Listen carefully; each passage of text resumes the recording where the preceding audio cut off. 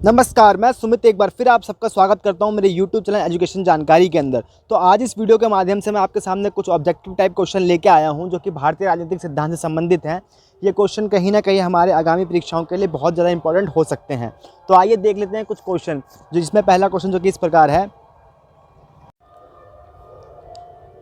हिंदू राष्ट्रवाद का पिता किन्हें कहा जाता है। तो बहुत इंपॉर्टेंट है ये।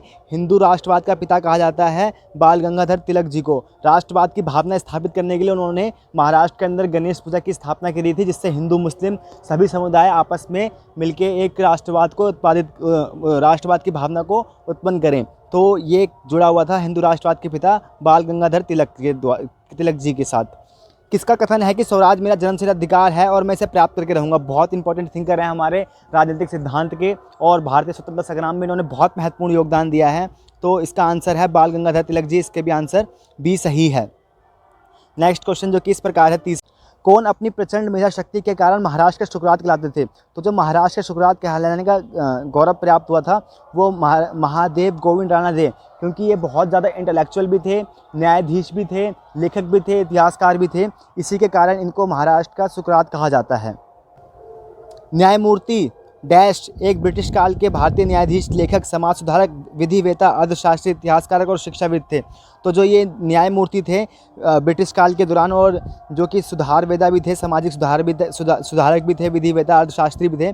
तो ये महादेव गोविंद रानडे इससे संबंधित थे। ब्रिटिश काल के अंदर ये बहुत ज़्यादा इंटेलेक्चुअल थे हमारे स्वतंत्रता संग्राम के अंदर, और ये एक जस्टिस भी थे। तो अगला क्वेश्चन जो कि इस प्रकार है, यह पंक्ति किससे संबंधित है। भारतीय राजनीति के पितामह। तो भारतीय राजनीति के पितामह किसे कहा जाता है, कमेंट करके जरूर बताएं, मैं आपको बताता हूं इसका आंसर। कहे जाने वाले प्रख्यात राजनेता, उद्योगपति, शिक्षाविद और विचारक, जिन्होंने ब्रिटिश उपनिवेश के प्रति बुद्धिजीवी वर्ग के सम्मोहन के बीच उसकी स्याही सच्चाई को सामने रखने के लिए कांग्रेस के लिए राजनीतिक ज़मीन तैयार की। तो जो कांग्रेस के लिए राजनीतिक ज़मीन तैयार करने का काम किया था, और जो भारतीय इतिहास के अंदर एक पितामह कहा जाते हैं, तो इनका दादा भाई नारोजी को इस कहा जाता है। और इनकी किताब थी un British rule in India, जिसमें इन्होंने एक सिद्धांत दिया था। इसको बताया जाता है ड्रेन ऑफ कुछ ऐसे सिद्धांत था, मुझे याद नहीं आ रहा एग्जैक्ट अभी। तो इन्होंने बताया था कि जो भारत के अंदर जो कमाई होती है उसको इंग्लैंड जो अंग्रेज़ लोग हैं वो कैसे इंग्लैंड में ले आते हैं। तो इसके ऊपर उन्होंने अपनी एक थ्योरी दी थी।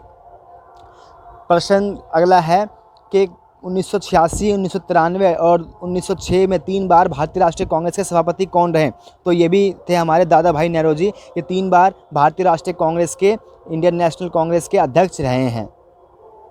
किसका कथन है कि विश्व की और भारत की समस्याओं का समाधान केवल समाजवाद द्वारा ही संभव है।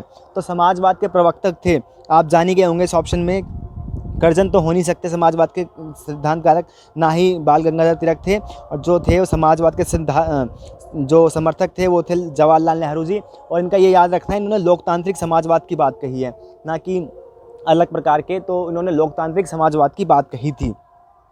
अगला क्वेश्चन, सुप्रसिद्ध रचना द डिस्कवरी ऑफ इंडिया किससे संबंधित है। द डिस्कवरी ऑफ इंडिया के लेखक हैं हमारे देश के प्रधानमंत्री जवाहरलाल नेहरू जी।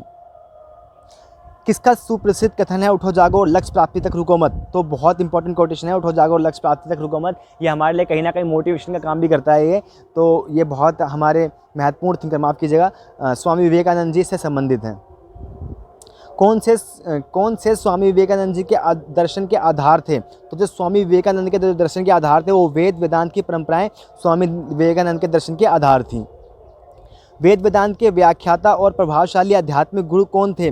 उनका नाम नरेंद्र दत्त था। तो जो नरेंद्र दत्त, इसको भी याद रखें, जो उनका बचपन का नाम था स्वामी विवेकानंद जी का, तो वो नाम उनका नरेंद्र दत्त था। लेकिन जब ये जो स्वामी थे रामकृष्ण परमहंस के साथ जब संपर्क में आए थे, और जब ये थोड़े इंटेलेक्चुअल हो गए थे, तो इन्होंने अपना नाम स्वामी विवेकानंद किया था। वेदांत सोसाइटी की स्थापना और रामकृष्ण मिशन की स्थापना किसने की। तो ये भी हमारे स्वामी विवेकानंद। और इन्होंने जो 1894 के अंदर शिकागो के अंदर अपना भाषण दिया था, उसको भी एक बार आप यूट्यूब पर देख लें, और बहुत अच्छा है, और मिल जाएगा आपको यूट्यूब के ऊपर। और इसके ऊपर कहीं ना कहीं क्वेश्चन पूछे ही जाते हैं। जवाहरलाल नेहरू ने किस वर्ष कांग्रेस के सभापति बने। तो जवाहरलाल नेहरू जो सभापति बने थे 1929 के अंदर कांग्रेस के सभापति बने थे।